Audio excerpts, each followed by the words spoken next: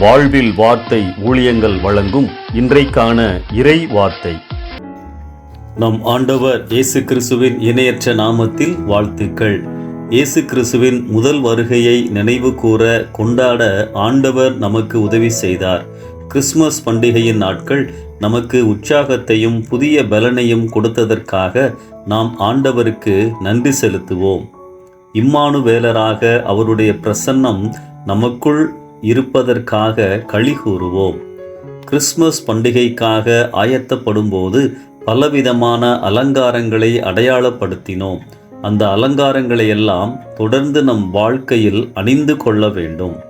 நம் வீடுகளில் நட்சத்திரத்தை தொங்கவிட்டிருந்தோம். ஸ்டார்.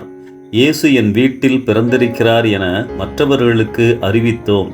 தொடர்ந்து நம் உள்ளத்தில் இயேசு பிறந்திருக்கிறார் என்பதை அனுபவபூர்வமாக நம் வாழ்க்கையில் செயல்களில் காண்பிக்க வேண்டும்.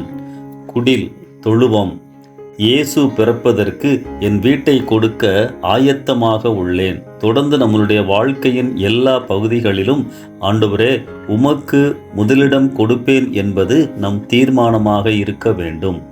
அன்பானவர்களே, கிறிஸ்துமஸ் நாட்களுக்கு பின்பும் இந்த அடையாளங்கள் தொடர வேண்டும். அன்று வான சாஸ்திரிகள் அந்த வீட்டிலே இயேசுவை கண்டதைப் போல நம் வீட்டிற்கு வருகிறவர்கள் நம் வீட்டிலே இயேசுவை நம் மூலமாக, நம் வாழ்க்கையின் மூலமாக காண வேண்டும். அலங்கார விளக்குகள் ஒளியூட்டுகின்றன. நம் வாழ்க்கையும் தொடர்ந்து இருளில் உள்ள மக்களுக்கு சரியான பாதை காண்பிக்க வேண்டும். மரம்.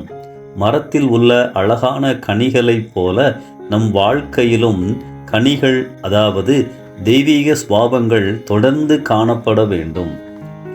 இயேசுவின் முதல் வருகைக்காக உங்களின் எல்லா அடையாளங்களும் நீங்கள் கிறிஸ்தவர்கள் என்பதை பிறருக்கு அடையாளம் காட்டின. ஆனால் இந்த அடையாளங்களை நீங்கள் தொடர்ந்து அணிந்து கொள்ளும்போது அந்த அடையாளங்கள் நீங்கள் இயேசுவின் ராஜ்யத்திற்கு போக தகுதியானவர்கள் என்பதை, அதாவது அவரது இரண்டாம் வருகைக்கு ஆயத்தமாக இருப்பதை ஆண்டவருக்கு அடையாளம் காட்டும். ஆண்டவர் நமக்குள் பிறந்திருந்தால் ஒவ்வொரு நாளும் நமக்கு கிறிஸ்மஸின் அனுபவம்தான். கிறிஸ்மஸ் நாட்களில் நாம் செய்த அலங்காரங்களும் ஆயத்தங்களும் அந்நாட்களில் இயேசு கிறிஸ்து பிறந்த நிகழ்வுகளை அடையாளப்படுத்தியதைப் போல அதற்குள்ளே இருந்த உட்பொருளான அன்பு, கரிசனை இவைகள் நம் வாழ்க்கையின் அடையாளங்களாக பிறர் உணர வேண்டும். நம் நற்கிரியைகளாகிய வெளிச்சம் பிறர் முன்பாக பிரகாசிக்க வேண்டும். அதனால் அவர்கள் தேவனை மகிமைப்படுத்த வேண்டும் என மத்தேயு 5:16 வாசிக்கின்றோம்.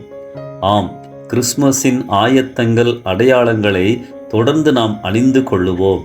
கிறிஸ்மஸின் தேவ அன்பு நம் வழியே பிறருக்கு பகிர்ந்தளிக்கப்பட வேண்டும். இந்த சிந்தனையோடு இந்த நாளை ஆரம்பிப்போம். கர்த்தர் உங்களை ஆசீர்வதிப்பாராக. ஆமென்.